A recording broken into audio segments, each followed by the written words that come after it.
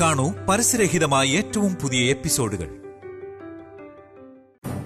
നല്ലൊരു ചിട്ടിക്കമ്പനി നടത്തിയത് ഹേമയെ കല്യാണം കഴിച്ചോടെ പൊട്ടിയില്ലേ?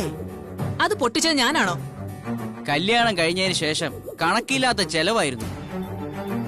പിന്നെ പലിശയ്ക്ക് പണം കൊടുത്തവരാണെങ്കിൽ മാസാമാസം തരാനുള്ളതൊട്ട് തരുന്നുമില്ലായിരുന്നു. മൊത്തത്തിൽ പരിങ്ങലായിരുന്നു. അമ്മ ഇങ്ങ് വന്നു കഴിഞ്ഞാ പിന്നെ അവള് പുറത്താ പ്രേമ. അതിന്റെ ദേഷ്യം കുറച്ചു ദിവസം ചേട്ടൻ കാണിക്കും. അത് കഴിഞ്ഞാ പിന്നെ വേറൊരു കല്യാണത്തെ പറ്റിയൊന്നും ചിന്തിക്കില്ല. അപ്പൊ പിന്നെ അളിയനെ പശുവാക്കാം. പശുവോ? അത് പിന്നെ സാധാരണ ഈ അളിയനെ പോലുള്ളവരെയൊക്കെ ഉപയോഗിക്കുന്നൊരു വാക്കാ. എന്തായാലും ശരി. പിന്നെ ഇനി നിങ്ങൾ അവള് നിൽക്കുന്നിടത്ത് എങ്ങും പോകാൻ പാടില്ല. അവള് കൊള്ളരുതാത്ത പെണ്ണാണെന്ന് മനസ്സിലായത് കൊണ്ട് ഇനി നിങ്ങൾ എന്റെ കണ്ണൊന്ന് തെറ്റിയ അവൾക്കരികിലേക്ക് പോകുമെന്ന് എനിക്ക് ഉറപ്പാ. അവളെ പോലെ ഒരുത്തിയുടെ പിന്നാലെ ഞാൻ നടക്കൂ ഹേമേ? നിങ്ങൾ നടക്കും. നടക്കാതിരിക്കണമെങ്കില് നിങ്ങളുടെ കണ്ണു കുത്തി പൊട്ടിക്കണം. അതൊക്കെ പോട്ടെ. ഇങ്ങനെ തർക്കിച്ച് നിൽക്കുന്ന സമയം കൊണ്ടേ ആ അടുക്കളയിലോട്ടൊന്ന് ചെല്ല്. അമ്മാവനാണ് ഭക്ഷണം ഉണ്ടാക്കുന്നെങ്കിലും അതിൽ ചിലപ്പോ വേണ്ടാത്തൊക്കെ വാരി വിതർന്നതേ അവളായിരിക്കും. പിന്നെ അത് കഴിച്ച് ഉള്ള കാശെല്ലാം കൂടെ ആശുപത്രി കൊണ്ടുപോയി കളയേണ്ടി വരും. അതിനുള്ള ചങ്കൂറ്റൊന്നേ അവൾക്കില്ല. നിങ്ങളെ ഞാൻ പറയുന്നത് അനുസരിച്ചാ മതി. ഇനി അധികം താഴോട്ട് വരണ്ട. അങ്ങനെ വരുവാണെങ്കിൽ തന്നെ ഇനി എന്റെ കൂടെ വന്നാ മതി.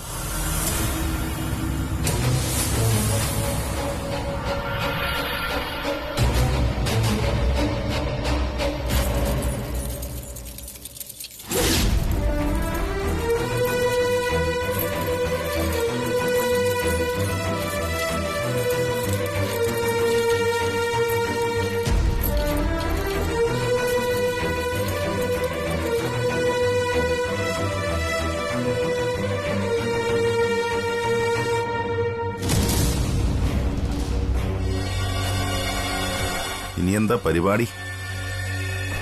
അതിനിപ്പോ നിങ്ങളോട് പറയേണ്ട കാര്യമില്ലല്ലോ. ഇളയ മോളെയും കൊണ്ട് പോവാനാ തീരുമാനം എന്നറിയാം. ഇനി കൂടെ മൂത്ത മോളും കാണൂ. അങ്ങനൊരു സാഹചര്യം വന്നാൽ ദീപമോളെയും കൂടെ കൂട്ടും. എന്റെ മക്കളെ എനിക്ക് ആരോഗ്യമുള്ളിടത്തോളം കാലം ഞാൻ നോക്കും. കൊള്ളാം. നീ ഇപ്പോഴും സസ്പെൻഷനില്ല. പിന്നെ എങ്ങനെ ജീവിക്കൂടി? വീട് വിറ്റ് കിട്ടുന്ന പണം കൊണ്ട് ബാധ്യത തീർത്തു കഴിഞ്ഞാൽ കുറച്ച് ബാങ്ക് ബാലൻസ് ഉണ്ടാവും. ഇതേ നമ്മുടെ രണ്ടുപേരുടെയും പേരിലുള്ള വീടാ. അപ്പൊ ബാങ്ക് ബാലൻസ് വന്നു കഴിഞ്ഞാ നേർ പകുതി എനിക്ക് തരാം. തരാം.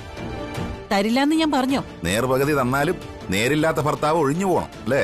ബന്ധം പിരിയണോന്ന് നിങ്ങൾ തന്നെ പറഞ്ഞതല്ലേ? ഇതൊരു അർത്ഥത്തിൽ വേർപാടല്ലേ? നിനക്ക് വലിയൊരു ഭാഗ്യമുണ്ട് ഭാഗ്യലക്ഷ്മി. ജീവിതകാലം മുഴുവൻ നിന്റെ രണ്ട് പെമ്മക്കളും നിന്റെ അരികിൽ തന്നെ കാണും. മനസ്സിലായില്ലേ? അവരെ കെട്ടിച്ചു വിട്ടാലും അവർ പോയതിനേക്കാളും സ്പീഡിൽ തിരിച്ചു വരും.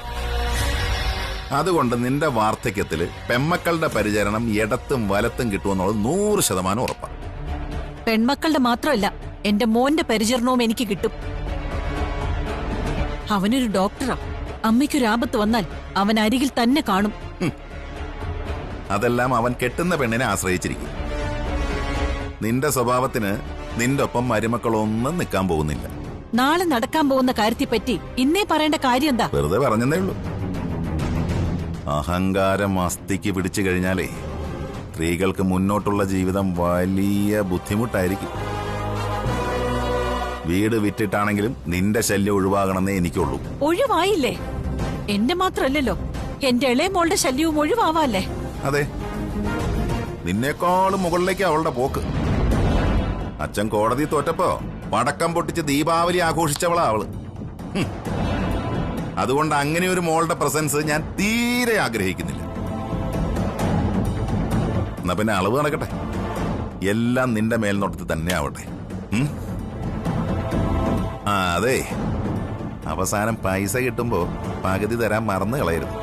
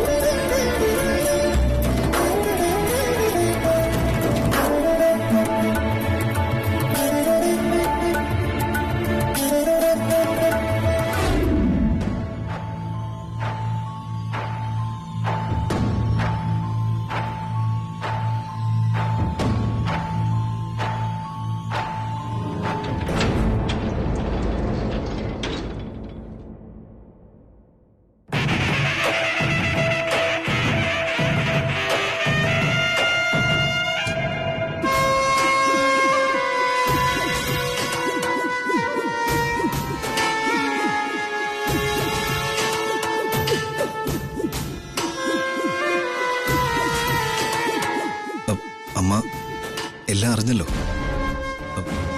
പക്ഷേ അമ്മ അറിഞ്ഞതിനപ്പുറം ചില സത്യങ്ങളുണ്ട്. നീ പറ. വിവാഹത്തിന് മുമ്പ് ദീപയ്ക്കുണ്ടായ തകർച്ച ഇക്ബാൽ ഡോക്ടർ എന്നോട് പറഞ്ഞതിന് ശേഷം ഞാൻ ദീപയെ പെണ്ണ് കാണാൻ പോയത്. അതിനുശേഷമാണ് എന്നെയും കൂട്ടി പോയതല്ലേ? അതെ. കല്യാണ ദിവസം എന്നെ ഒരുത്തൻ തട്ടിക്കൊണ്ടു പോയില്ലേ? ശരിക്കും പറഞ്ഞാൽ അവൻ എന്റെ ശത്രു ആയിരുന്നില്ല. അവനാണ് ദീപയെ ട്രാപ്പിലാക്കിയത്. ഓ, നിന്നെ തല്ലിയതും അവനായിരുന്നില്ലേ? അതെ. അതും ദീപയുമായിട്ട് ബന്ധപ്പെട്ട് തന്നെയല്ലേ? ദീപയ്ക്കൊരു ജീവിതം കിട്ടരുതെന്ന് അവനും അവന്റെ അച്ഛനും ആഗ്രഹമുണ്ടായിരുന്നു. അതിനു വേണ്ടിയിട്ടാ അങ്ങനൊരു പേരുദോഷം ദീപയ്ക്ക് ഉണ്ടാക്കിയത്. എന്നാ അതെല്ലാം മറന്നുകൊണ്ട് അയാളെ ഏറ്റെടുക്കാൻ ഞാൻ തയ്യാറായിരുന്നു. അതായിരുന്നു എന്നോട് കാർത്തി എന്ന് പറയുന്നതിന്റെ ദേഷ്യം അത്രയും. ഇതൊക്കെ എന്തുകൊണ്ടാ കല്യാണത്തിന് മുമ്പ് നീ എന്നോട് പറയാതിരുന്നത്? എനിക്ക് ദീപയെ ഒരുപാട് ഇഷ്ടമായിരുന്നു അമ്മേ.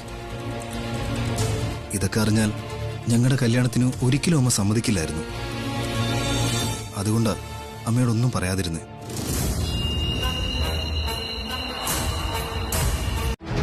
ദീപയും ദീപയുടെ അമ്മയും അമ്മയോട് എല്ലാം തുറന്നു പറയാൻ തയ്യാറായിരുന്നു. എന്നാ അത് അപകടമാണെന്ന് ഞാനാ അവരോട് പറഞ്ഞത്. എല്ലാ തെറ്റും എന്റെ മാത്രം. അതിന് അമ്മ തരുന്ന എന്ത് ശിക്ഷയും ഞാൻ ഏറ്റെടുത്തോളാം. അമ്മേ, ഇതിന്റെ പേരിൽ അയാളെയും അയാളുടെ വീട്ടുകാരെയും തെറ്റായി കാണരുത്. എന്ന് വെച്ചാ അവരുടെ ഭാഗത്ത് ശരിയുണ്ടെന്നല്ലേ? അവരുടെ ഭാഗത്ത് തെറ്റൊന്നുമില്ല. ഈ സംഭവം മൊബൈലിലൊക്കെ വന്നായിരുന്നല്ലേ? വന്നിരുന്നു. അത് വെച്ചാ പ്രേമൻ എന്നെ ബ്ലാക്ക്മെയിൽ ചെയ്യുന്നത്. ഇതിന്റെ പേരിൽ അവ എന്റെ കയ്യിൽ നിന്ന് ഒരുപാട് കാശ് വാങ്ങിച്ചെടുത്തു. ദീപയോട് പല പ്രാവശ്യം മോശമായിട്ടും പെരുമാറി. സഹിക്കാൻ വയ്യാതെ വന്നപ്പോഴാണ് ഞാൻ അവനെ തല്ലിയത്. അതിനുശേഷം അവൻ ഹേമയായി വന്ന് അമ്മയുടെ കാര്യങ്ങളെല്ലാം പറഞ്ഞത്. എല്ലാവരും അവരവരുടെ ഭാഗങ്ങൾ പറഞ്ഞു. ഇനി ഞാൻ എന്താ വേണ്ടത്? അവളുടെ വീട്ടുകാരുടെ ഭാഗത്ത് ഒരു തെറ്റില്ലെന്ന് ഞാൻ പറഞ്ഞല്ലോ അമ്മേ. അപ്പൊ ഞാനാണോ തെറ്റുകാരി? ഞാനിനി ജയിലിന് പുറത്തു വരുവോ? അല്ല, എന്താ വരാതിരിക്കാൻ?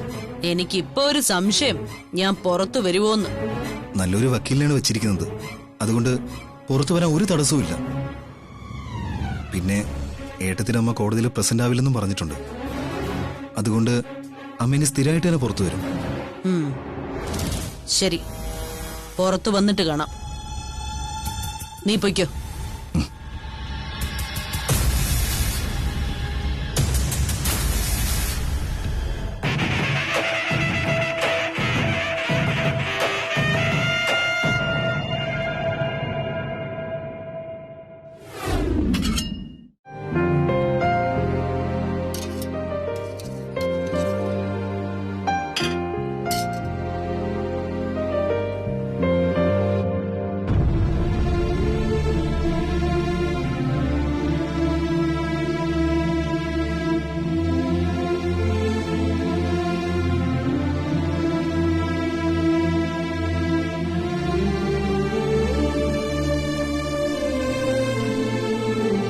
താൻ ഇവിടെ ഉണ്ടായിരുന്നു. ഞാൻ ജയിലിൽ പോയി അമ്മയെ കണ്ട് കാര്യങ്ങളൊക്കെ പറഞ്ഞു. ഇനിയിപ്പോ പറയാതിരിക്കാൻ പറ്റില്ലല്ലോ. അമ്മ എന്താ പറഞ്ഞേ? അമ്മ ഒന്നും മിണ്ടിയില്ല. എല്ലാം മൂളി കേട്ടോണ്ടിരുന്നു. ഇനിയിപ്പോ തന്നെ സമാധാനിപ്പിക്കാൻ വേണ്ടി സംസാരിച്ചിട്ട് കാര്യമില്ല. വലിയ താമസമില്ലാതെ അമ്മ പുറത്തിറങ്ങും. ഇതിന്റെ പ്രതികരണവും ഉണ്ടാവും. അമ്മയ്ക്ക് വേണ്ടി നല്ലൊരു വക്കീലിനെ വച്ചിരിക്കുക. ഇനിയിപ്പോ ഏട്ടത്തി അമ്മയൊന്നും അമ്മയെ പ്രതികൂട്ടിലാക്കാൻ നിൽക്കില്ല. അതുകൊണ്ട് അമ്മ ഉടനെ പുറത്തിറങ്ങും. അത് താൽക്കാലികമായൊരു പുറത്തിറങ്ങലല്ല, സ്ഥിരമായിട്ട് അമ്മ ഇവിടെ ഉണ്ടാവും. ഒരു കാര്യം ചെയ്യാം, ഇടയ്ക്കിടയ്ക്ക് ഞാൻ അമ്മയെ പോയി കാണാം. എന്നിട്ട് അമ്മയുടെ ദേഷ്യം ഒന്ന് കുറയ്ക്കാൻ ശ്രമിക്കാം. അങ്ങനെ കുറയുമല്ലേട്ടാ? എന്ന് ചോദിച്ചാ ഞാൻ പോയിക്കോട്ടെ. ഇങ്ങോട്ട്? എനിക്ക് പോകാൻ എന്റെ വീടല്ലേ ഉള്ളൂ.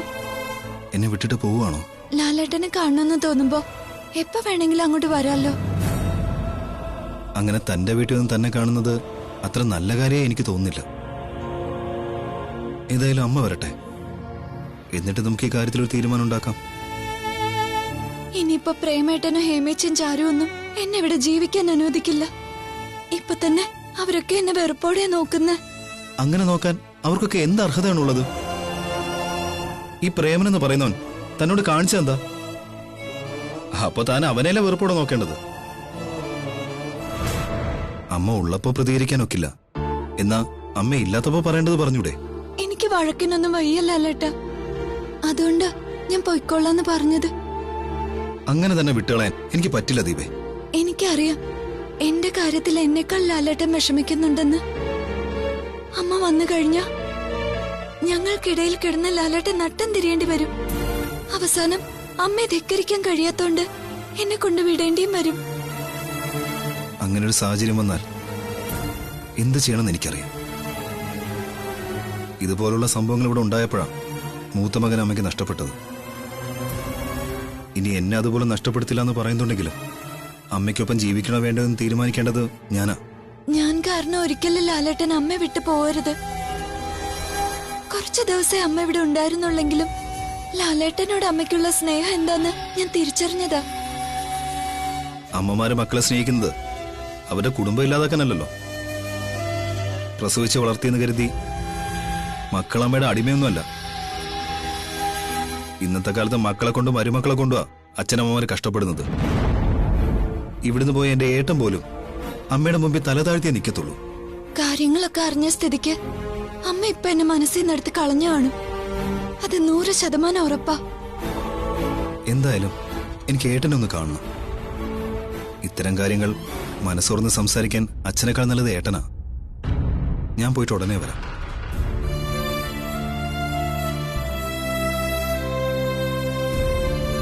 പേടിക്കണ്ട മോളെ, ഞാൻ എല്ലാം അറിഞ്ഞിട്ട് എന്റെ ജീവിതത്തിലേക്ക് കൂട്ടിക്കൊണ്ടുവന്ന പെണ്ണാണ് താൻ.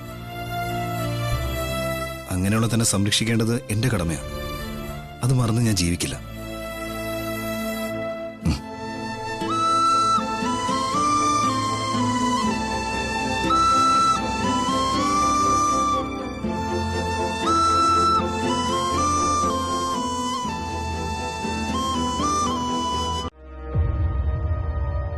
ദീപയുടെ ആ ചോദ്യത്തിന് മുന്നിൽ ഞാൻ ആകെ തളർന്നുപോയി.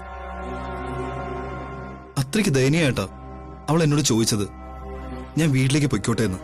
കാര്യങ്ങളൊക്കെ തുറന്നു പറഞ്ഞപ്പോ അമ്മ പൊട്ടിത്തെറിക്കേണ്ടതാണല്ലോ. ഒന്നും പറഞ്ഞില്ല എന്ന് മാത്രമല്ല, എല്ലാം മൂളി കേട്ടു. കുറച്ചു മാത്രം സംസാരിച്ചു. അമ്മ ഇങ്ങനെ എല്ലാം ഉള്ളിലൊതുക്കുന്നത് അപകടാ. ജയിലിൽ നിന്ന് പുറത്തിറങ്ങിക്കഴിഞ്ഞാൽ അടക്കി പിടിച്ചിരിക്കുന്നതൊക്കെ പുറത്തു വരും. ആ സമയത്ത് ദീപ എന്തു ചെയ്യുമെന്ന് പറയാൻ പോലും പറ്റത്തില്ല. അതൊക്കെ അറിയാവുന്നോണ്ടാ അവള് പൊയ്ക്കോട്ടേന്ന് ചോദിച്ചത്. ജയിലിൽ കിടക്കുന്ന അമ്മ നമുക്കൊരു വേദന തന്നെയാ. എന്നാൽ ഇങ്ങനൊരു സാഹചര്യത്തിൽ ജയിലിൽ നിന്ന് പുറത്തിറങ്ങുന്ന അമ്മ അതിലും വേദനയായിരിക്കും. അങ്ങനെയുള്ളപ്പോഴാ മനുഷ്യൻ സാധാരണ ദൈവം നിന്നാ കാണിക്കുന്നത്. എന്ന് വെച്ചാ ശരിയുടെ ഭാഗത്താണ് നമ്മൾ നിൽക്കുന്നതെങ്കിൽ ദീപയുടെ നീതി കാട്ടുകയാണ് വേണ്ടത്. എന്താ ചേട്ടൻ ഉദ്ദേശിക്കുന്നത്? അമ്മ കുറച്ചുനാൾ കൂടി ജയിലിൽ കിടക്കട്ടെ എന്ന് നമ്മളങ്ങ് കരുതിയേക്കണം.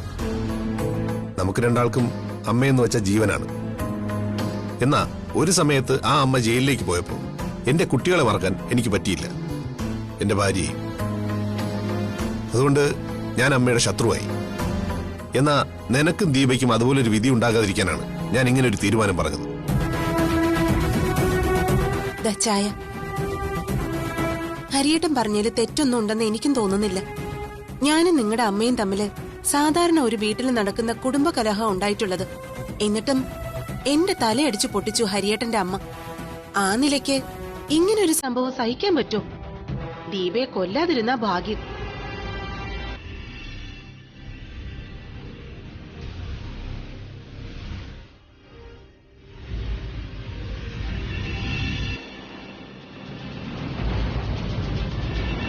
ഇവള് പറഞ്ഞത് ശരിയാ.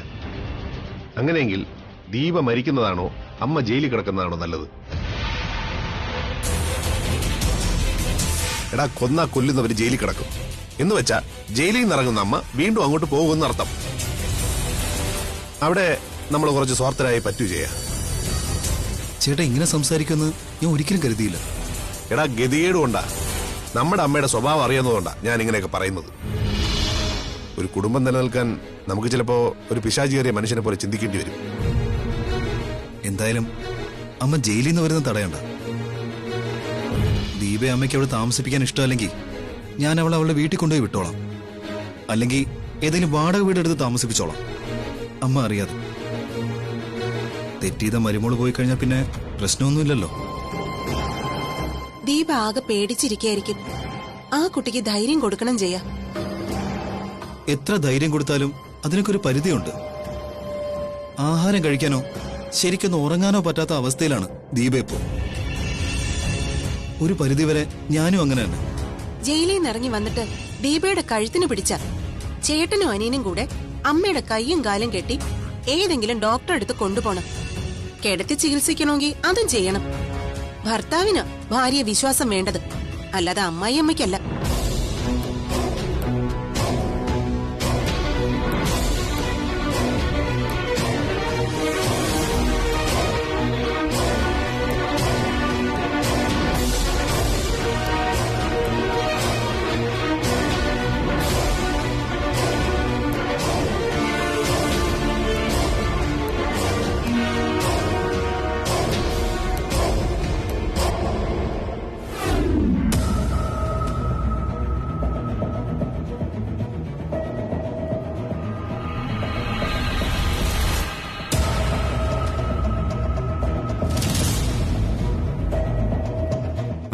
എന്താ ഒപ്പിടേണ്ടടത്തൊക്കെ ഒപ്പിട്ട് തന്നല്ലോ, പിന്നെന്താ നോക്കിയിരിക്കുന്നേ? ബന്ധം പിരിയുന്നത് നമ്മുടെ മക്കൾക്ക് ഇഷ്ടമല്ല. പക്ഷേ ഇപ്പൊ ഒരു വേർപിരിയില്ല സംഭവിക്കാൻ പോകുന്നത്. അത് വേണോ വേണ്ടയോ എന്നുവെച്ചാ എന്തായാലും ഈ വീട്ടിൽ നിന്ന് പോണല്ലോ. ആ സമയത്ത് എന്താണ് തീരുമാനമെന്ന് അറിഞ്ഞ കൊള്ളാം.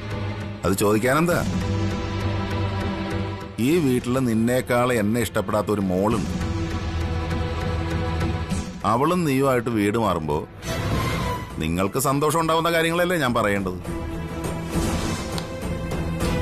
നിന്റെ തനി സ്വരൂപമായ മോളോട് എന്ന് പറ, അമ്മയും മോളും പടിയിറങ്ങണ സമയത്ത് ഞാൻ നിങ്ങളുടെ കൂടെ കാണില്ല എന്ന്. സത്യം പറയാലോ, ഈ വീട്ടിൽ നിന്നൊരു മോചനം എനിക്ക് ആവശ്യമാണ്.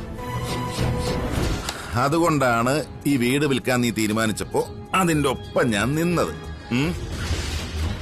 എന്തായാലും അതുകൊണ്ട് ബാധ്യതയെല്ലാം തീർന്നല്ലോ. ബാങ്കിലെ കുടിശ്ശികയും തീർന്നു. ഇനിയിപ്പൊ മോൾക്ക് കൊടുക്കാനുള്ള ബാക്കി തുകയും കൊടുത്തു തീർന്നു. ചുരുക്കി പറഞ്ഞാൽ ജീവിതം ഹാപ്പിയായി.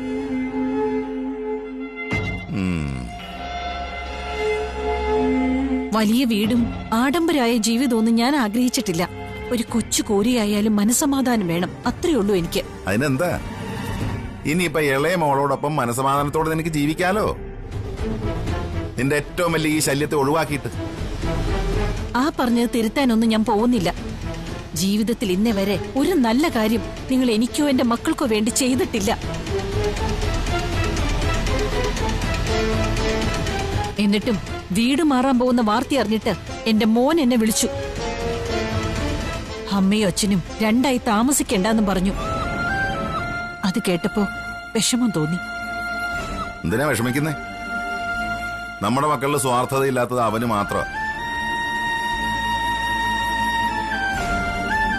എന്റെ 2 പെൺമക്കൾ എന്നെ കാണാൻ വന്നില്ലെങ്കിലും എന്റെ മോൻ എന്റെ അടുത്ത് വരുമെന്ന് എനിക്ക് നല്ല ഉറപ്പുണ്ട്. അങ്ങനെ ഉറപ്പിക്കാൻ എന്താ നിങ്ങൾ അവന് വേണ്ടി ചെയ്തത്? 4-5 വർഷം ഞാനാ അവനെ പഠിപ്പിക്കാൻ വേണ്ടി ഉരുകിയത്. മകൻ ഡോക്ടറാണെന്ന് മേനി പറഞ്ഞ് നടക്കാന്നല്ലാതെ കാലണ അവന് വേണ്ടിയിട്ട് നിങ്ങൾ മാറ്റി വെച്ചിട്ടുണ്ടോ, കൊടുത്തിട്ടുണ്ടോ? സമ്മതിച്ചു. നിന്റെ വേർപ്പാണ് അവന്റെ പേരിന് മുന്നിലുള്ള DOCTOR, ഡോക്ടർ. അതിന്റെ നന്ദി സ്നേഹമൊക്കെ അവൻ ജീവിതകാലം മുഴുവൻ നിന്നോട് കാണിച്ചോട്ടെ. അത് നിങ്ങൾ പറയണ്ട. എന്റെ മക്കൾ ഒരിക്കലും എന്നെ അറിയാതെ ജീവിക്കില്ല. മക്കള് ജീവിക്കില്ല, പക്ഷെ അവൻ നാളെ ഒരു പെണ്ണിനെ കൊണ്ടുവരും, നിന്റെ മരുമോള്. ആ സമയത്തായിരിക്കും വീടിനകത്ത് വെട്ടും കുത്തും ഒക്കെ നടക്കാൻ പോകുന്നത്. അങ്ങനെ ജയലാലിന്റെ അമ്മയെ പോലെ മരുമക്കളെ അറിയാതെ ജീവിക്കുന്ന ഒരു അമ്മായിമ്മ ആയിരിക്കില്ല ഞാൻ ഒരിക്കലും. എന്റെ പൊന്ന് ഭാഗ്യലക്ഷ്മി, ഇന്നത്തെ കാലത്തെ പെൺകുട്ടികൾക്ക് നിന്റെ ചിട്ടയും നിയമമൊന്നും അങ്ങ് ദഹിക്കില്ല. അവിടെയാണ് വീട് പൂരപ്പറമ്പാവാൻ പോകുന്നത്. നിന്റെ മരുമോള് കോടതി കയറ്റാതിരുന്ന നിന്റെ മഹാഭാഗ്യം. എന്തായാലും ഭർത്താവ് ചെയ്തതുപോലെ എന്റെ മക്കളോ മരുമക്കളോ എന്നെ കോടതി കയറ്റാൻ പോകുന്നില്ല.